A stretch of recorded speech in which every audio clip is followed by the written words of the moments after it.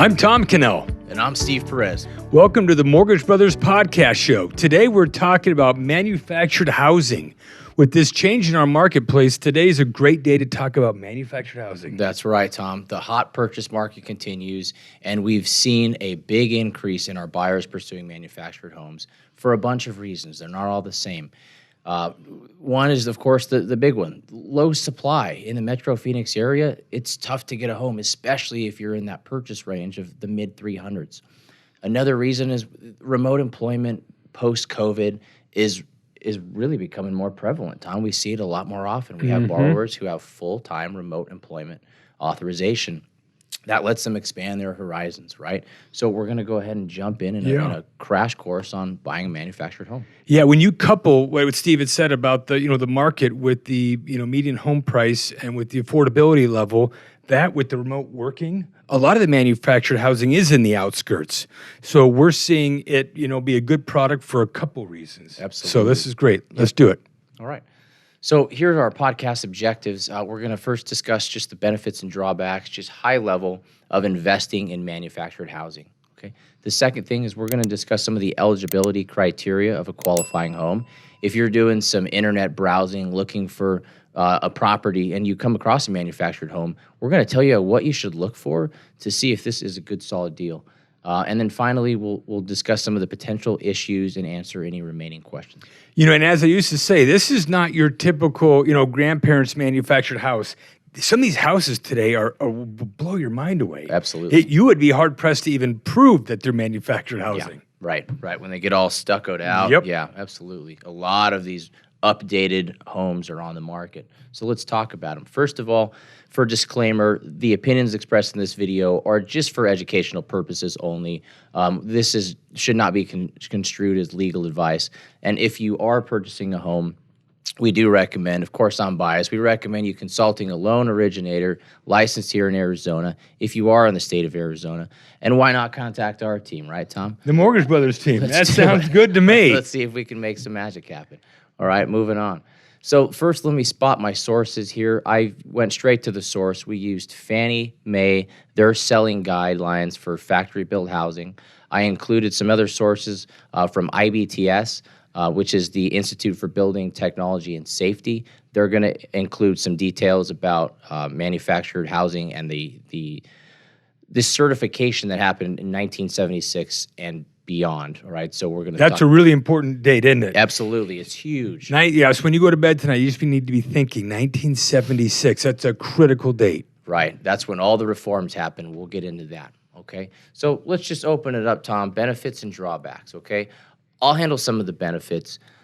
First, they're going to offer typically more square footage for less money. Okay, so in the East Valley, you could get a site-built home, single-family residence, for, I would say, median at somewhere between $400, $450. Where if you went manufactured, you can get at least the same square footage for mid-300s and even lower in some cases. So the bang for the buck value is there. Definitely there. Huge bang for the buck. Their lots are generally much larger than the conventional single-family lot. Okay, they're situated usually on an acre, sometimes an acre plus. And they will appreciate over time. It's a good investment. I know at one time there was kind of a stigma about whether they would appreciate. Just as an example, there was a manufactured home in the Metro Phoenix area, not too far from Chase Field, that recently sold. Tom, take a stab at what it sold for. It was a 1,200 square foot. How big is the lot?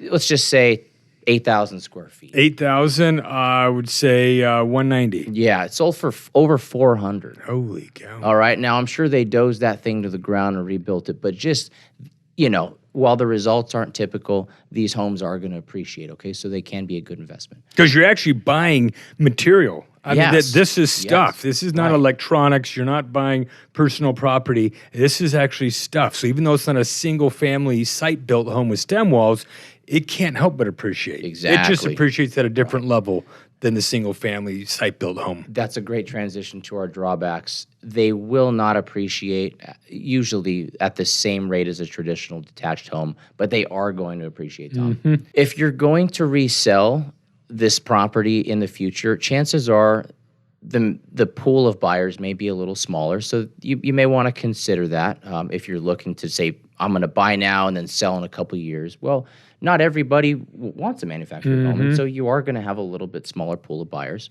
I would say, and Tom, you could speak to this, but cash out guidelines for manufactured homes, they're a little bit stricter. Right? Yeah, and that's probably one of the biggest things with the manufactured housing, because a lot of people that are getting into them do want to get into them for the primary, and then years down the road, convert them into an investment property. And part of what the investor wants to do is be able to make cash available, and on manufactured housing, it's much more strict. Right. So from a cash flow perspective, we would definitely throw a little bit of caution to the wind that, I would say the typical person after 10, 15 years owns these things free and clear. Yes. So that's one of the big things is if you want the ability to move money around, cash flow, pull money out, this is a stricter product. It is a stricter product, exactly. And then the last two bullet points there, they're not deal breakers, really. Your interest rate may be 0.5% higher, and your mortgage insurance may be 0.25% higher. But really, we're talking about maybe 100 plus more per month. No big deal, not a deal breaker. And when you think about, a slightly higher interest rate on a, potentially substantial reduced price, Yes. you're just not going to see that much of an impact. Exactly. Good. All right, now let's get into it. All right, so you're really looking, you're getting maybe perhaps a drip from a realtor, or you're just on Zillow or Redfin checking out these listings, and you've come across one you want to investigate. Here's some things that you need to take a look at. 1976, Tom said it. That is, and what month? you know what? I think it's June. I think it's June. I think it's June. very specific. I think it's actually June 15th or June something. 15th. We'll yep. have to post it. But it was, at that point in time, construction and safety standards were established, and those will be evidenced by two tags.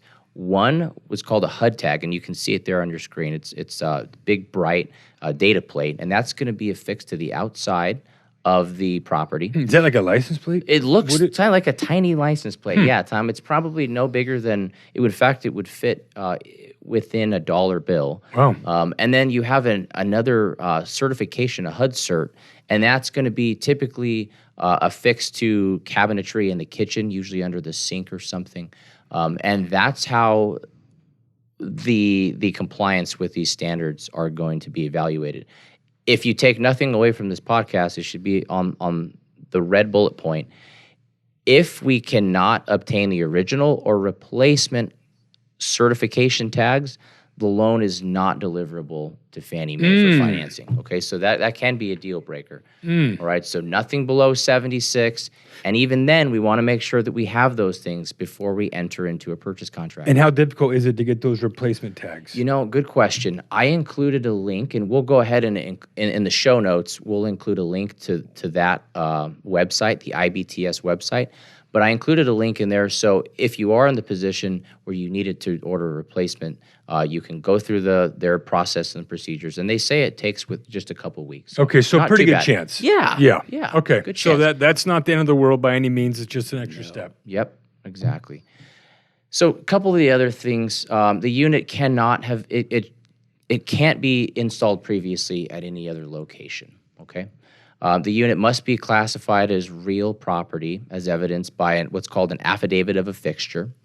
And that affidavit of a fixture should be recorded with the county. Okay, so just a couple more things. Next page, the manufactured home must be attached to a permanent foundation system in accordance with the manufacturer's requirements. Okay, so it needs to be properly affixed to the earth beneath. And that basically is what it turns it from, shadow property or personal property to real property. Yes. Meaning you can't just pull a truck up behind it and pull it away one off day. you go. So that's a very, very big deal that it actually be grounded and fixed to that ground. Right. The final eligibility requirements are just that it must be permanently connected to a septic tank or a sewage system. There must be adequate vehicular access year-round, okay? And the streets must be maintained, all right? So that's not a deal breaker there. I think most homes are. Everybody likes streets that work, so that's, Right. that's a good thing. Okay, and then finally, the last one, if you have additions or structural modifications, let's say you added a raised patio deck or perhaps Shade. sort We of all love awnings. shade here in Yeah, Arizona, right? exactly. Yeah. It's 100 degrees outside. We want some shade. We want a patio. Um, those are eligible as well. Certain conditions may apply, and we'll get into that here. Okay. So if you've added awnings, decks, roof decks, and this is a conventional loan, and an appraiser goes out to the property and he makes any note, calls anything out as to suspect in its structural integrity, then a third-party inspector may be required to come out and verify that the improvements made do not in any way affect the structural integrity of the Integrity, property. yeah, and that's a big deal. They may say, I remember first learning of this, why would they ever care about that? But it is that, the lender is basically providing all the loan against that manufactured property. If any auxiliary item is attaching to it, is compromising that in any way, pulling it, shaking it, moving it off its, a fixed foundation, that can be a problem because that can cause, damage to the property. Right. Again, not a deal breaker, guys. We can get through those in the recent manufactured homes that we've had. None of those have been a problem. The awnings that were there were not a problem at all. Okay, moving on. If financing the home with an FHA or a VA product, an engineering certificate will be required. Tom, that is a little bit different than with conventional Okay, good to financing. know. So if you go FHA or VA financing, it's always required. Yes, sir. Okay. Okay. Finally, if their unit is located in a more rural market area, so for example, we did one in, was it Salome, Arizona? That's got a lower population density, and so getting an appraiser to accept that job just requires a little bit more patience, and it may add a little bit of time and money to the transaction. Patience, boy, I'm glad you said that, especially in a market like today when timing is critical. When we come to these manufactured houses that are in these more rural areas, it is important to allow extra time. Yes. Especially when you have that engineer cert. There's just moving pieces. So, we're not talking, 2 months, but we're Right. definitely talking more than the typical, 30-day close. Exactly. I would say we're just maybe a couple It's more not weeks. much more, though. It's is really, it? it's Yeah. not that bad. And even in the case of the last bullet point there, we had a home in Dewey, Humboldt. It was a brand new manufactured home, and the unit was unfinished at the time of the appraisal. The inspector was called after after the landings were poured and the AC was installed, and it really just added another week. It wasn't anything major. But that's another thing just to expect, that maybe there could be a potential delay at closing if it's unfinished. Let's just do a couple. We'll wrap up with these final notes, all right? And these are some of the more common questions that I get.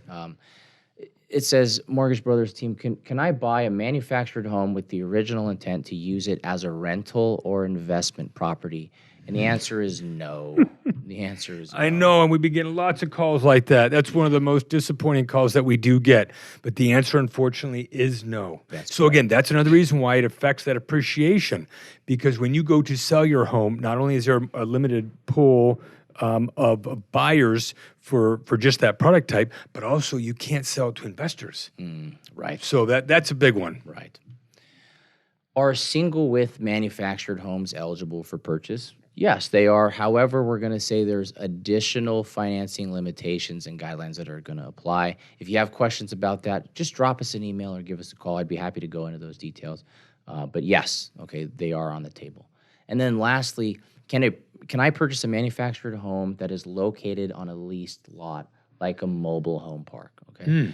And I would say to that, generally speaking, Tom, no. The answer is no. And I think officially I'll just say no. However, there are some exceptions.